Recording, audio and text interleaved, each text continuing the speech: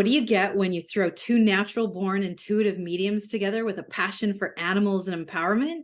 Spirits, angels, and guides. Oh my. I'm empowerment medium Tara Diana. And I am intuitive medium Nancy Brady. Together, we focus on the good, The bad, and the ugly of working with the spirit realm. but mostly we're focusing on the good. Hello, Tara. How are you? I'm good, Nancy. How are you? Good. I'm excited to continue our talk about Ed and Lorraine Warren, part 2. Part 2 about some very interesting individuals in the paranormal, this falls into spiritual, it falls into paranormal. They were Catholic and apparently very Catholic. I don't know. The more I read about them, the more I get the heebie-jeebies and the more I'm falling to fraudulent. I am too, and it's funny because I am the first person to put my hand up and say that The Conjuring is one of my all-time favorite movies. For sure. And so I have to admit, before you and I sort of went down this rabbit hole and learning more about them, I only really knew the sort of sensationalized version of them. And the more that you and I started doing research around this, I was actually quite surprised. Now, for our listeners, disclaimer, do your own research. This is just what Tara and I have done for our research and are intuiting from some reputable sources. But I was really, really surprised with what we've come up with. Some of the things made me go, huh. So one of the things I thought, the way the movies portrayed it, is that they would spend tons of time working with these people at this haunted locations and everything that was going down. And apparently, according to quite a few different people, specifically Guy Lyon Playfair, a parapsychologist, confirmed that the Warrens were not invited to the real Conjuring 2 house. He says that they were present in a far lesser degree that was portrayed in the movies. And he alleges that they manufactured their own paranormal evidence simply to make money out of it. Well, okay, so that particular one, they showed up without being invited, unannounced, and they were asked to leave. They didn't even get to do anything. So that goes to show you that they were looking for their next subject, their next book, their next movie script, their next whatever. And let's not lie. These movies were major.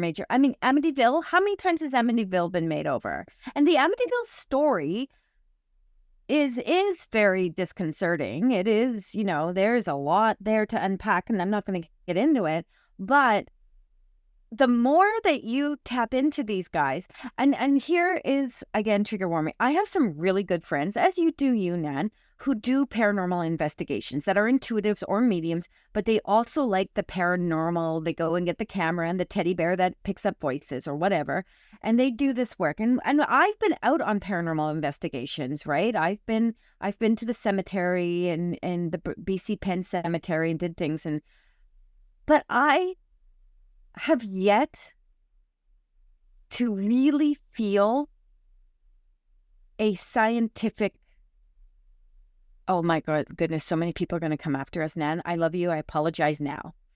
I have really yet to see a really scientific that I could be like, yes, oh my God, evidence. Why? I think because I am a clair all. I see, I feel, I hear, I know, I smell, I taste. So for me, it is so much easier to just walk into the room. I don't want to sit for hours waiting for scientific energy because I know what I work with. I also know that people, there's more skeptics about what you and I do and stuff like that than there are non-skeptics. And I know that's why a lot of people like the idea of ghosts and spirits, and that's why they go and they get all this equipment and things like that to go and prove that these things happen. I don't have the patience for that. That's not my thing. And I've never been the one that feels like I have to prove anything to anyone. Take my evidence or don't take my evidence. It makes no difference to me.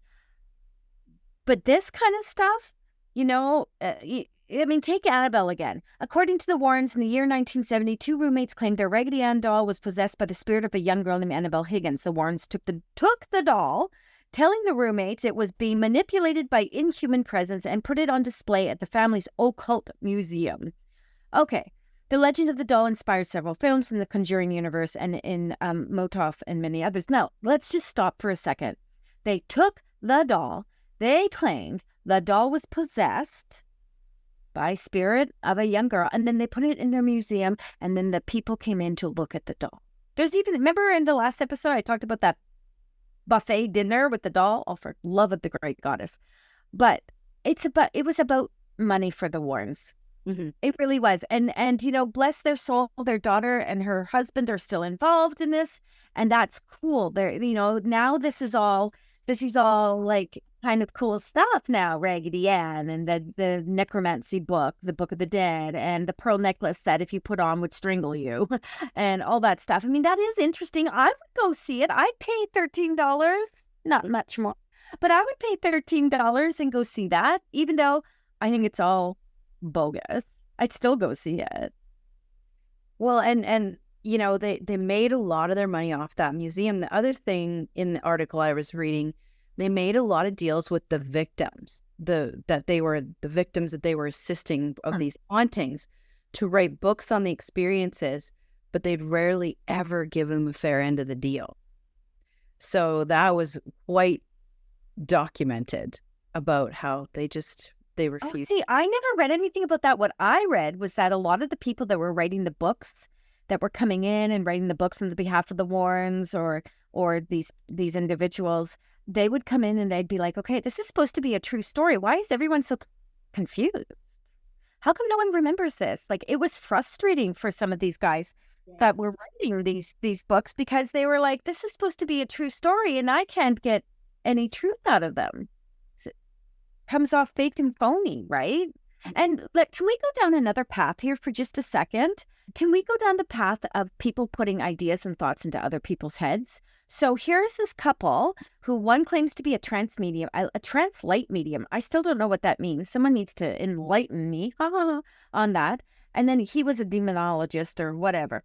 But my thing here is that here they come in and they're telling people that there's evil spirits doing evil things. People can be evil without having to have a spirit in them. So these guys are coming in and claiming, because they are Catholic, because they are religious, because they are working with God, that they can come in and cleanse and clear and do all this stuff. I just feel like every single ounce of that is just about money. And is about money. But they never ever charged for their work. But they also rarely ever provided any facts or evidence to support their investigation. And that was something that, I think you're right. Like, they sort of, what do they call that? Gaslighting, right? Like, you would go in, you would say, no, don't you remember this? And da-da-da-da, and this actually happened. And so, very interesting, right? They produced a lot of false evidence to lead astray the victims as well as the general public. Like, they rarely ever provided any evidence. And then in the few cases that they did, it was proven that it was completely manufactured and bordering on disinformation. Here is a direct quote. In the article for the Sydney Morning Herald that examined whether supernatural films are really based on true events, that investigation was used as evidence to the contrary. As Novella is quoted, they, the Warrens, claim to have scientific evidence which does indeed prove the existence of ghosts, which sounds like a testable claim into which we can sink our investigative teeth. What we found was a very nice couple, some genuinely sincere people, but absolutely no compelling evidence. While it was made clear that neither DeAngelis nor Novella thought the Warrens would intentionally cause harm to anyone, they did caution that claims like Warrens served to reinforce delusions and confuse the public about legitimate scientific methodology. Can we talk about that for a second? You can be nice people. You can believe in what they were saying. And I believe that even though it all felt very fraudulent, it felt very based in money, that there was something that they felt They were contributing. They felt something within this space. And I believe it comes down to belief structures, right? They were Catholic. They believe in demons. They believe in demonology. They believe you can be possessed. They believe in all this stuff. And eventually you can convince yourself. 100%. Right? But I also think they were kind of like Jekyll and Hyde. Like there was what they presented to the public behind closed doors. It's rumored that Ed had an affair for 40 years that she apparently knew about.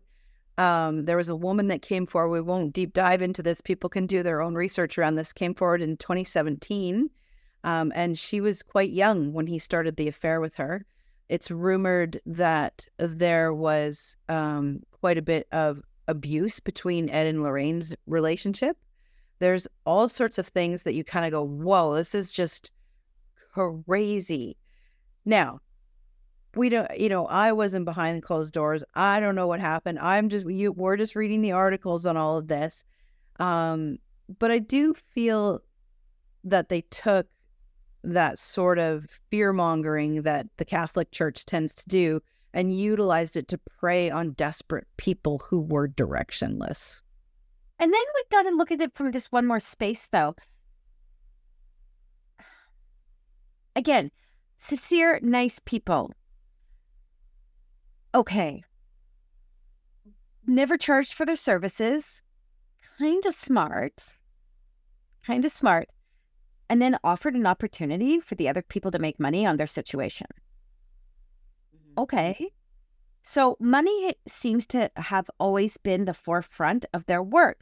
They made an occult museum and found things to put in the occult museum. I'm not saying that's wrong, Nan. Like, not at all. Like, for real, they made bank on that. Mm-hmm. Right? So good for them. If that's how they were making their living, is that so that they could go and help individuals that were being demonically possessed, which I don't believe in any of that whatsoever. Then that's great, right? And, I think you mentioned to me when you're doing your research that their daughter, and I don't remember their daughter's name, but their daughter was not particularly involved until, like, Lorraine passed. Yeah, so Judy ended up marrying someone named Tony Spira. And he worked for the Warrens for over 30 years, and he still actively investigates demonic activity. And he's started this, let me just see what my notes say here quickly. He started a website and a New England Society for Psychic Research. So he started that, and he works and continues to work today with Judy, the Warrens' daughter, in this research facility doing what they do. And they've got this entire huge team of people and spiritual advisors that help them, and they do the work. And last I saw on YouTube, I know he was taking some of the items on a tour. Like, I think he would take the Annabelle doll, and you could go and have like a buffet dinner and meet the Annabelle doll and stuff like that. So there was Which I'm not saying that I wouldn't do. I agree. I totally would, just so I can say I did. Right? But their website's very interesting. It has like case files, it has a blog, it has video archives, it has all of that. I did do a little bit of research work because I was interested. Okay, well, where is Judy now? So clearly she's still working, in the family business, and still married to Tony. And her estimated net worth in 2022 was $3 to $6 million. Oh, wow. So her occupation is listed as television personality. And I know he's an actor and director. And so we're continuing down that sort of commercialized path. That is super interesting. Yeah. Huh. Yeah, it's very interesting. She very much discredits anything in the media that they said about her family. I think any any child would. You love your parents and you believe you had this beautiful upbringing. And so I know that for her, it's very hurtful when she hears things like this and she discredits any of the discrediting. But there's an actual, so they founded one society to prove, and then there's a whole other society that was founded to discredit them, which I found kind of entertaining. Well, which was interesting. That's where I was quoting a lot of the stuff that DeAngelis and Novella. So that they're a part of the New England Skeptical Society, and the Warrens had the New England Society for Psychic Research. Now, granted, again, it's all about perception. I think what makes me really be turned off most of this is the fact that there was so much back and forth with the people they were supposed to be helping, and saying, hey, you know what, let us in, we'll do this work for free, but let's get a deal out of it. I'm just trying to look at Amityville here. The Amityville has got to be the biggest one.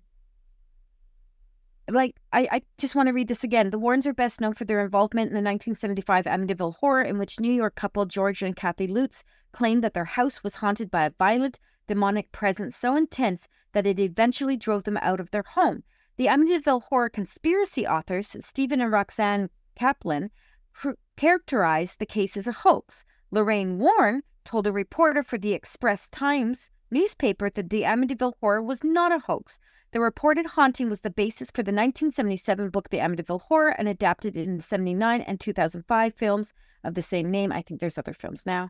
While also serving as an inspiration for the film series that followed, the Warrens' version of events is partially adapted and portrayed in the opening sequence of The Conjuring 2. According to Benjamin Radford, the story was refuted by eyewitnesses, investigations, and forensic evidence. In 1979, lawyer William Weber stated that he, Jay Anson, and the occupants invented the horror story over many bottles of wine. Wow. So, and for whatever reason, I don't know why, I feel like I might be slightly confused about this, so take this with a grain of salt. But I feel like what was actually portrayed to have happened in the house was an older son, and it's been so long since I've watched the movies, but an older son murdering his family and then being, considered crazy, and that's where the whole demonic stuff, demonic possession came in, etc., etc. But in the end, that right there, I mean, I'm sure that Lorraine or Judy would come in and be like, no, he's full of crap. He's trying to make money too. Right? I mean, I don't know. I think, if we were to wrap it up and say anything about this, it's just really interesting read. It's really good entertainment. And do your research, guys, before you deep dive into something. And we've talked about this on a lot of our other podcasts about, if it feels wrong, it probably is wrong. If it feels right, follow it. There's not every psychic or medium out there is working from love and light. And so again, who knows? Who knows? What their perception was. Were they really doing the work of their God? You know what I mean? Like they really feel that's what they were doing, and then they just realized they could, make a little bit, earn a living from it. I'm not here to judge. I feel like a lot of it wasn't authentic, but again, you get caught up into it. And I want to leave on this note. I was talking to you about this before when I said that someone had come in and said, this writer had come in and said he was just having a hard time writing this true story. And I just want to leave with this on this note so everyone can kind of get an idea of how there's so much stuff out there that's just leading us down the path of like, okay, these guys were, making shit up. But this, I'm going to say this wrong, the Snedeker house. So horror author Ray Bratton, excuse me if I'm pronouncing it wrong, who wrote an account of the alleged haunting of the Snedeker house in Southerton, Connecticut, later called into question the veracity of the accounts contained in his book, saying, the family involved, which was going through some serious problems like alcoholism and drug addiction, could not keep their story straight, and I became very frustrated. It's hard writing a nonfiction book when all the people involved are telling you different stories. Paranormal investigator Benjamin Radford Rayton said of Lorraine, if she told me the sun would come up tomorrow morning, I'd get a second opinion. This is what happens when you start off doing something that feels like you're doing something really, really good, and then it goes off the rails. You're going to be scrutinized. People are going to be looking into it, and it's going to be more than you ever thought it was going to be. And may both of those lovely souls, because everyone says they're lovely people, even the skeptics are saying they're lovely people, may they rest in peace knowing that they did what they thought was right, if that's what they thought. I couldn't have said it better. That's a beautiful way to end it. And they got great movies. Hollywood. It's And if the Annabelle tour is coming, I'm there. They can have my $13. Exactly. Well, Tara, this has been a good one. Thank you very much for everyone who's listening. Thank you very much. If you're just joining us, nice to meet you. Please continue to listen, like us, give us thumbs up, do all those things because it helps get us up in the rankings. And feel free to email us your comments. We love engaging with you guys, questions about this episode or any other episodes. And I will say thank you very much. Yay! We'll see you next time. I'm Tara Diana. I'm Nancy Christine Brady. Bye.